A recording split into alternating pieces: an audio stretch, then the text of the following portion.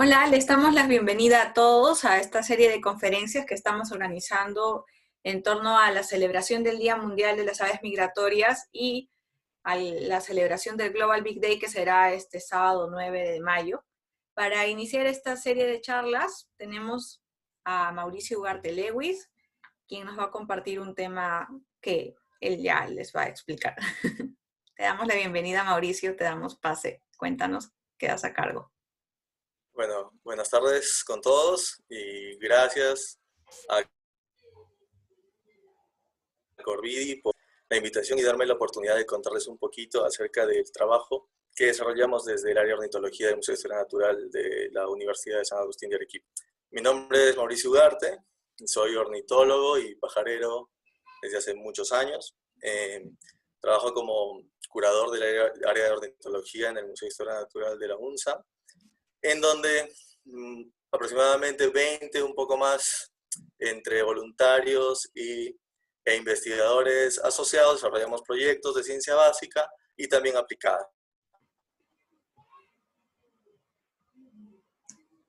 Pero en esta charla en especial les voy a hablar acerca de los proyectos que desarrollamos en el sur del Perú, sobre todo en Arequipa, pero también en algunos departamentos contiguos. Comenzamos. Listo.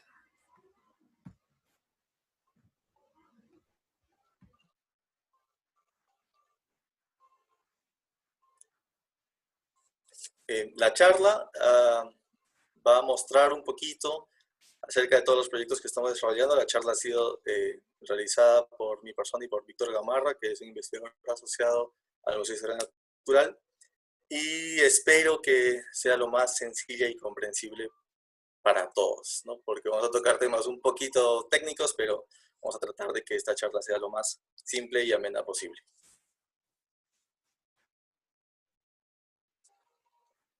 Entonces, la charla se va a dividir en 4 ejes principales. Primero es acerca de los trabajos que realizamos en metodologías de evaluación e investigación. Lo segundo es trabajos que realizamos sobre biogeografía y genética. Luego, trabajos de diversidad y conservación. Y por último, trabajos donde ponemos en énfasis la importancia de las colecciones científicas. Primero, acerca de métodos de evaluación. Esto es lo que se llamó a fines de los 1800 del siglo pasado el canario en la mina de carbón. ¿Qué era? Un biólogo escocés que se llama John Haldane propuso utilizar a estas aves, que son los canarios, como centinelas de cambios dentro de las minas. Cuando ocurría o se detectaba la presencia de un gas que es letal, que es el monóxido de carbono, los mineros, observando el comportamiento de los canarios, podían saber de que estaban en peligro y salían de la mina para salvar sus vidas.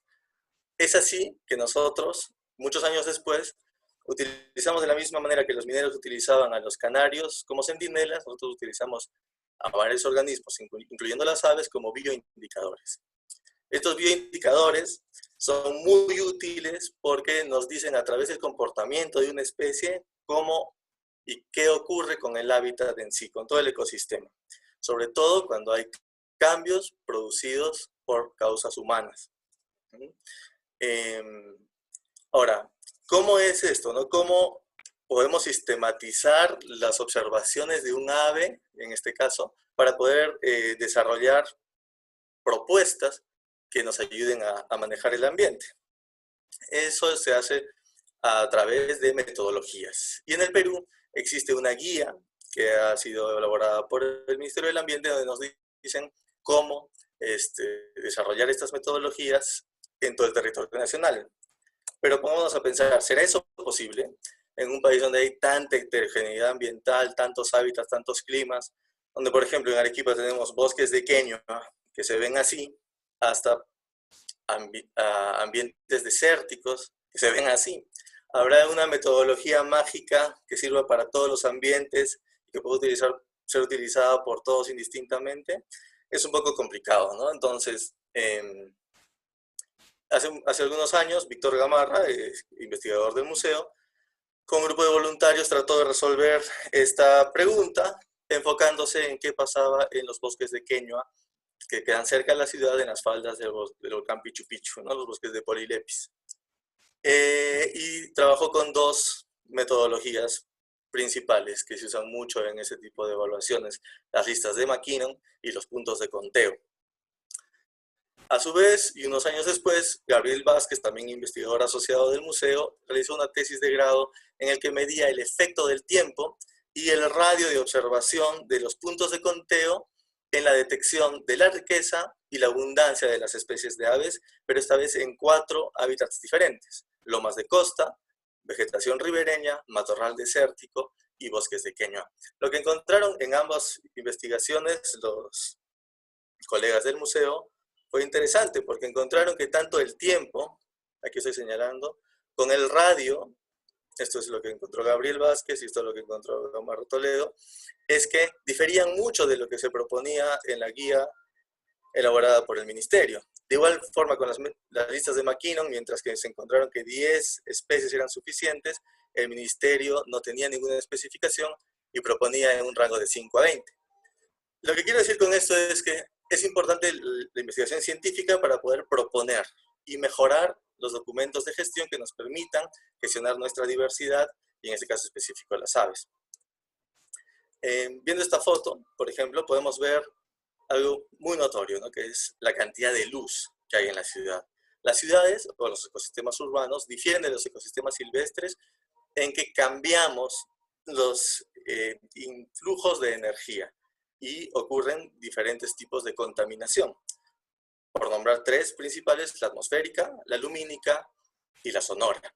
En el museo tratamos de resolver preguntas que respondan a este tipo de inconvenientes también, ¿no? La primera es, por ejemplo, la contaminación atmosférica por metales pesados.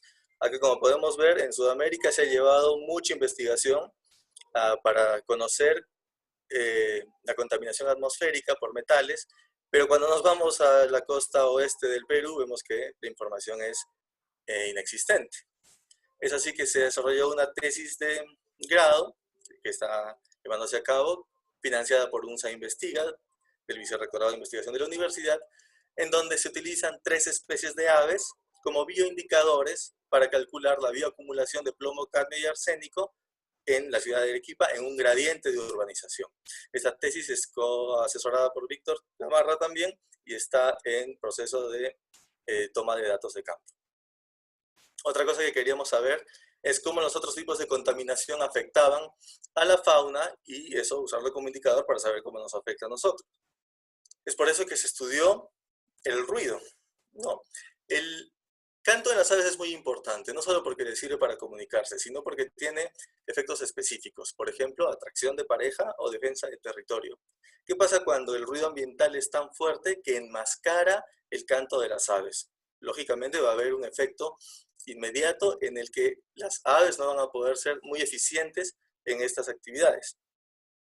Se desarrolló también una tesis, se está llevando a cabo por Rafael Montes, en el que se estudia la contaminación acústica en la ciudad, el efecto del ruido antropogénico sobre la avifauna urbana, donde se han modelado 2 posibles escenarios que son las hipótesis, ¿no? Primero, que a medida que aumente el gradiente urbano, las aves tienen que incrementar la frecuencia en sus cantos. Y la otra hipótesis es que mientras aumenta la frecuencia, también aumenta el tempo en el canto, para lograr que el ruido ambiental no enmascare sus vocalizaciones y ellas puedan seguir con sus actividades biológicas normales. Esta tesis también está en proceso de realizarse y para esto se usa equipo especial y software especial que sirve para analizar los datos que estamos obteniendo. Teniendo en cuenta también el contexto evolutivo del canto, ¿será que el canto solamente cambia dependiendo de la contaminación o hay factores naturales que están influenciando en el canto? Hay otra tesis que se está desarrollando por Jason Segarra, otro miembro del museo, y asesorada por Víctor Gamarra también, en el que está testeando la hipótesis de la adaptación acústica, pero esta vez a una variación geográfica natural, ¿no? Queremos ver si además hay un factor natural que puede influenciar en estas variaciones en el canto. Para hacer esto estamos utilizando a una especie como indicadora otra vez de este proceso, que en este caso es el gorrión de collar rufo, Zonotrichia capensis, o conocido como tanquita en Arequipa. Eso es sobre la primera parte. En la segunda parte, que era biogeografía y genética, también tenemos otros trabajos.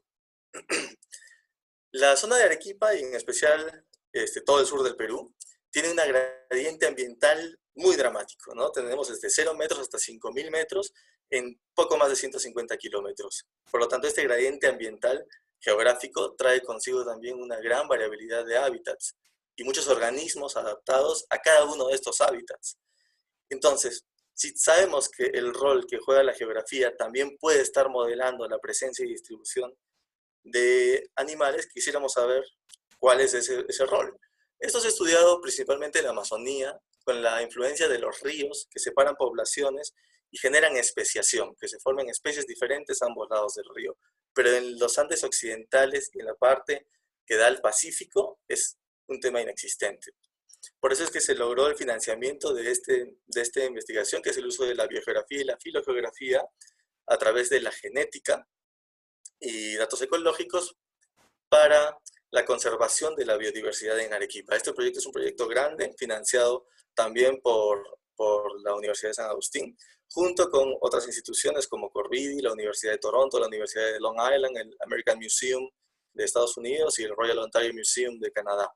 En este trabajo lo que se pretende es medir caracteres tanto morfológicos como de canto, realizar un análisis acerca del estado taxonómico de las especies que habitan en toda la región Arequipa, algunas especies, no todas, se las voy a explicar, y entender estos patrones, cómo estos patrones se asocian entre sí, y a través de comprender estos patrones, proponer qué medidas son eficientes para conservar entes taxonómicos o lugares importantes para las aves en Arequipa.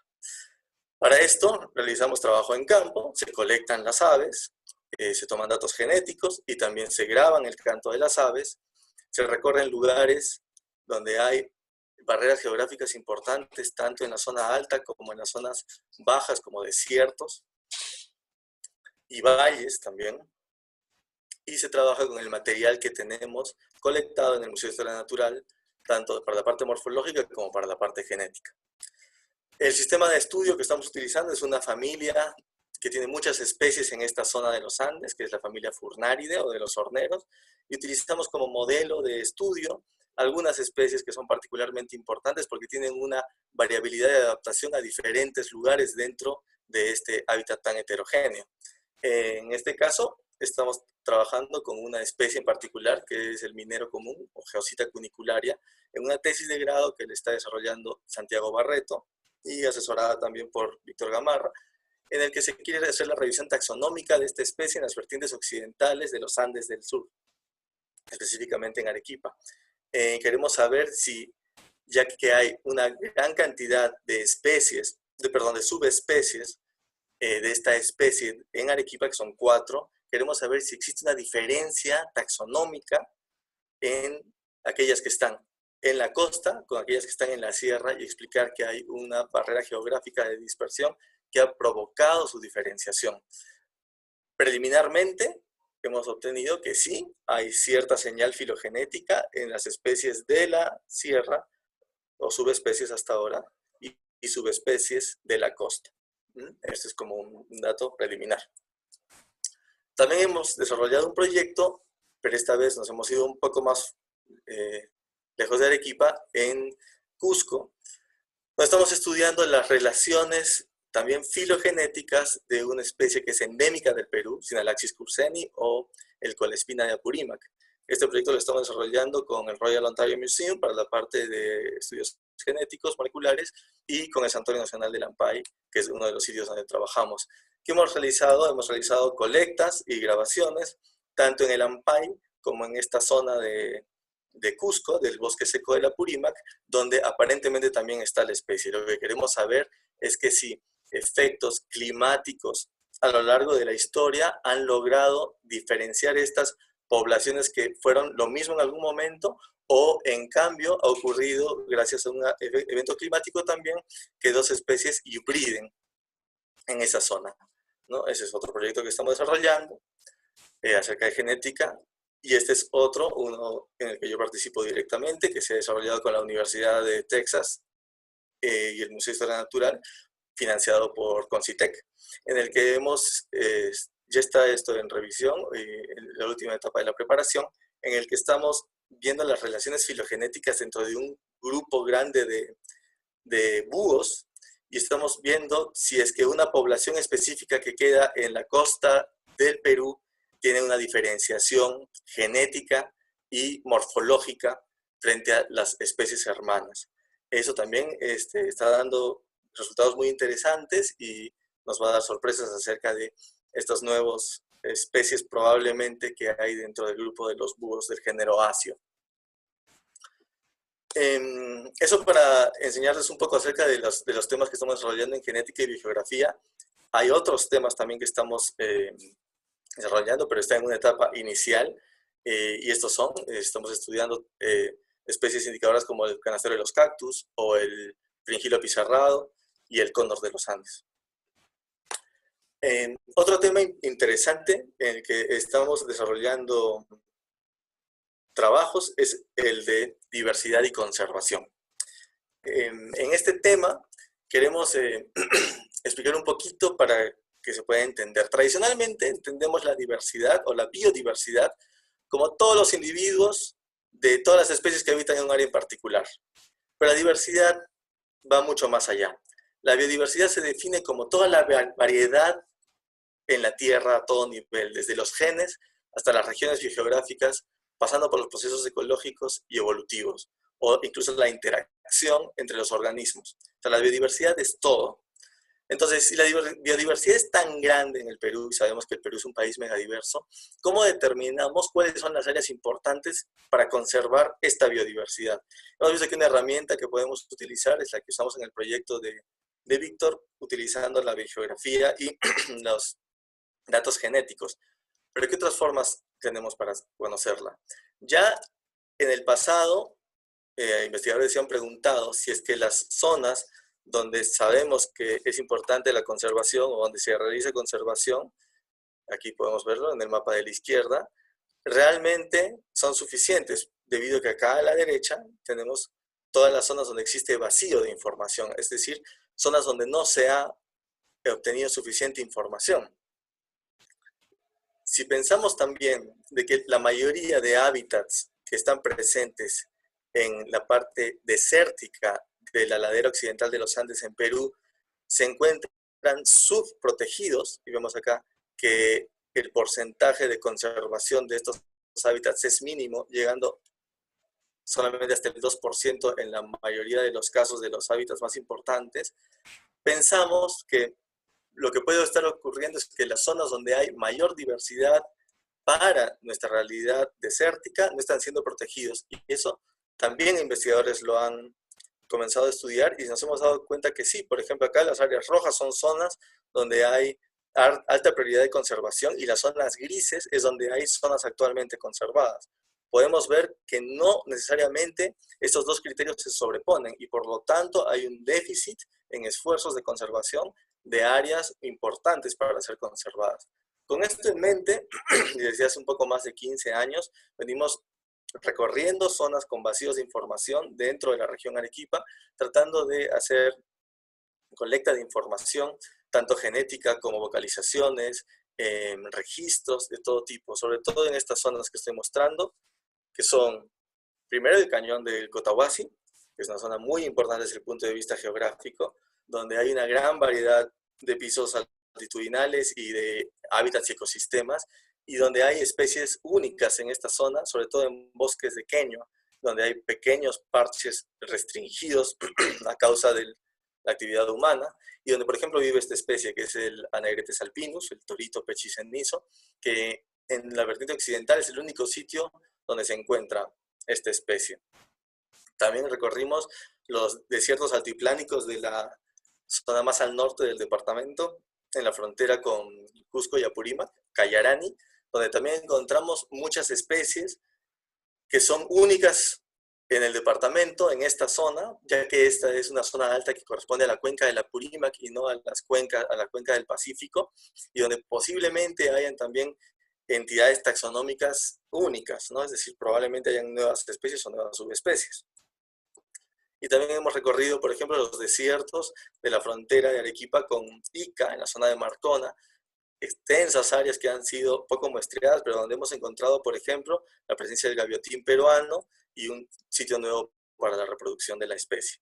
Entonces, vemos que si es que nos ponemos a recorrer estas zonas y hacemos exploración por mucho tiempo, vamos a comenzar a encontrar patrones que puedan confirmar estas hipótesis de que las zonas de mayor diversidad se encuentran subconservadas y podemos proponer medidas para que esto cambie. En Arequipa, actualmente, tenemos una lista preliminar no publicada todavía de 367 especies que no condice lo encontrado previamente en estudios anteriores. Hemos desarrollado un proyecto también financiado por la universidad acerca del estudio de la diversidad y la distribución de las aves en Arequipa y la identificación de áreas importantes para su conservación. En este trabajo estamos colaborando con Corvidi, que también nos va a ayudar en el trabajo de campo. Entonces, básicamente lo que estamos haciendo es desarrollar transectos donde vamos a ver todas las aves que hay en las cuencas de Arequipa desde 20 millas náuticas y subiendo por las cuencas hasta llegar a los 5.000 metros. Vamos a hacer exploración de todas estas cuencas, 5 cuencas y algunas subcuencas también en este rango altitudinal para conocer toda la diversidad y la diversidad funcional que tenemos en la zona. Para esto hemos realizado además revisiones de los museos, hasta ahora de las colecciones científicas de Corvidi, el American Museum, Louisiana State University, The Field Museum. Personalmente hemos ido a los lugares a colectar toda la información que existe. Además hemos revisado repositorios de información online como BirdNet, GBIF o eBird y filtrar la información de las especies que se encuentran en la zona que estamos estudiando. También hemos hecho una exhaustiva búsqueda bibliográfica de todo lo que se ha publicado, tanto literatura gris como literatura formal, acerca de la zona de estudio. ¿Qué es lo que queremos con todo esto? Además de publicar en medios indizados, en artículos en revistas revisadas por pares y que sean de alto impacto, lo que queremos tener es un impacto en 3 ámbitos principales: en el ámbito social, en el ámbito ambiental y también en el ámbito económico. En el ámbito social, ¿cómo? Primero, porque adolecemos como país de falta de información. La gente no sabe qué es lo que tiene, y si no sabe lo que tiene, no va a poder conservarlo. Por lo tanto, luego que terminemos el análisis de esta información, vamos a darle la información que ha sido obtenida con fondos del Estado de la Universidad Nacional, se la vamos a dar gratuitamente a todos los municipios y distritos de la región Arequipa, los resultados de la investigación en listas de especies y el mapeo en bases de datos y mapas para cada uno de ellos para que puedan administrar el conocimiento de su riqueza de las aves del lugar. También queremos hacer un impacto ambiental al proponer zonas de conservación que realmente conserven los lugares donde hay mayor diversidad de aves en este caso y se protejan la biodiversidad, es decir, desde los genes hasta las interacciones de las aves con el ambiente. Y también queremos tener un impacto económico al poder identificar los lugares donde sería posible realizar actividades económicas relacionadas con esta riqueza biológica, en especial de las aves, como por ejemplo observación de aves, observación de naturaleza, fotografía de aves, etc. En este tema también de la conservación, está en revisión este artículo que hemos desarrollado con Natalie Hidalgo, antigua miembro del museo y ahora asociada a la Universidad de Monash en Australia, en el que hemos estudiado una serie de especies de monte ribereño o de la vegetación ribereña y hemos visto que hay una relación entre la pérdida de vegetación ribereña y el decrecimiento de las poblaciones de aves especialistas de monte ribereño. Hemos hecho un trabajo que ha durado 10 años, en donde hemos recorrido cuencas en Arequipa, Moquegua y Tacna, donde hemos obtenido muchos datos y podemos decir que efectivamente para algunas especies especialistas de este tipo de hábitats existe un decrecimiento entre hay menos individuos donde hay menos presencia del bosque, de monte ribereño, pero en algunas especies hemos encontrado justamente lo opuesto, como el gorrión de collar rufo, que aquí se puede ver, que sí se adapta a los cambios ambientales. Un caso súper especial es el del Cenospingus concolor, el fringilo pizarrado, un ave que está considerada como vulnerable y protegida por la legislación peruana, donde si bien se encuentra en todos los estadios de perturbación del monte ribereño, es menos frecuente o casi no hay cuando esta vegetación se encuentra afectada por actividades humanas.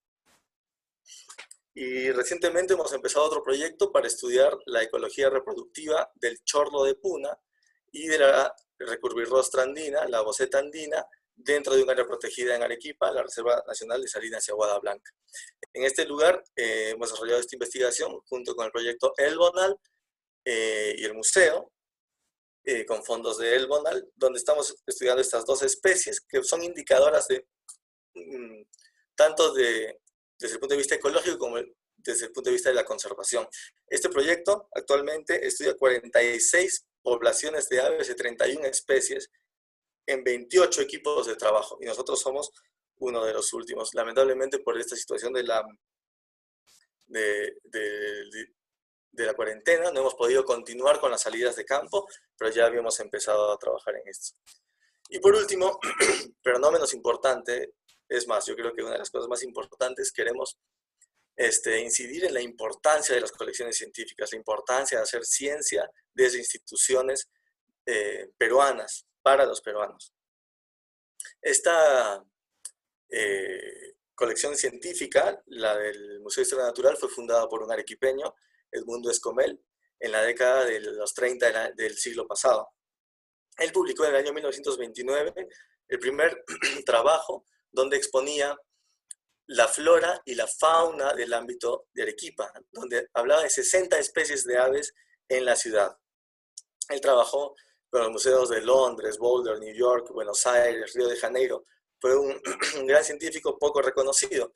Él tenía este museo donde tenía además colectas hechas en muchos sitios, en Madagascar, en Francia, en varios sitios de Europa.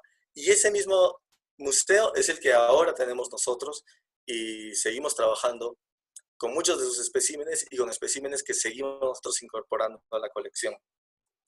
¿Qué se hace con este museo? Que no son pequeñas morgues como podrían parecer, son sitios donde se deposita mucha información que podemos utilizarla para muchos fines diferentes y sobre todo para conocer todos los aspectos que les he ido contando hasta ahora en la presentación. Por ejemplo, una tesis que desarrolló Carla Llerena con los especímenes del museo fue saber si los caracteres morfométricos, o sea, las medidas de los especímenes, me podían indicar si es que especies que son iguales, el macho y hembra, tenían en realidad alguna diferencia. Ella trabajó con 3 especies, el gorrión, el collar rufo, que como vemos lo usamos de modelo en muchos trabajos hasta ahora. Trabajamos también con una especie de canastero y con una especie de tangara. Bueno, ahora es una tangara, pero es un frigilus, ¿no? Y encontró que realmente si vemos las medidas, no hay suficientes diferencias como para poder discriminar sexos en especies que son aparentemente iguales. Esto responde a una pregunta clara, pero también da la posibilidad de poder seguir respondiendo otras preguntas. Por ejemplo, ¿será de que las aves ven colores en ellas que nosotros no estamos viendo? ¿No? Por ejemplo, ultravioleta, y de repente habría que verlo desde ese punto de vista.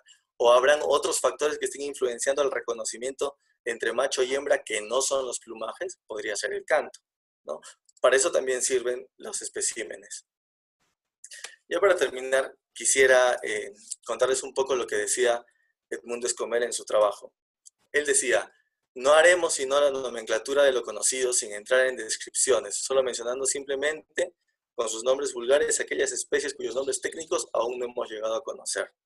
Es el tiempo y otros naturalistas los que terminarán el grandioso edificio en cuyos cimientos no he colocado sino un grano de arena incompleto e imperfecto.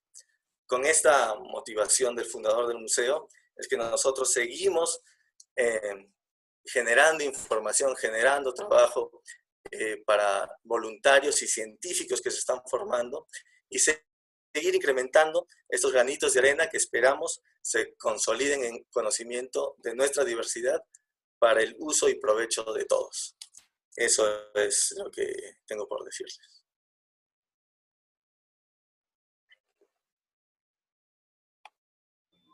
Mauricio, muchas gracias. Creo que ha sido muy clara tu exposición y bueno, hemos corrido con el tiempo, no vamos a tener lugar a preguntas, pero quería que invites a toda la comunidad a participar del Global Big Day, o que nos cuentes un poquito sobre cómo es la movida de pajareros que hay allá. Hemos hecho énfasis en la importancia del sustento científico para proteger las aves, pero también es importante la participación de la comunidad a través de la observación de aves. Se hace ciencia ciudadana. ¿Podrías comentarnos brevemente el tema? Claro, exactamente. Bueno, primero he tenido que correr un poquito porque el tiempo es escaso, pero espero que les haya servido como para darse una mirada general de lo que desarrollamos. Cuando hablé de los bioindicadores, también me faltó decir de que lo interesante de las aves es que no solamente investigadores pueden obtener información que es importante, sino al ser las aves organismos con plumajes particulares que están en muchos sitios, también pueden ser observadas por personas que no son científicos, pero que pueden aportar con su información para resolver preguntas cotidianas y también preguntas muy importantes que resuelvan problemas importantes. Lo importante de, por ejemplo, iniciativas como la de la Universidad de Cornell con eBird es fundamental, porque mediante la observación y la promoción de la observación de aves, genera información en un solo día que sería de otra forma casi imposible de generar, ¿no? Se ven casi todas las especies descritas para el planeta en un solo día, en todo el mundo.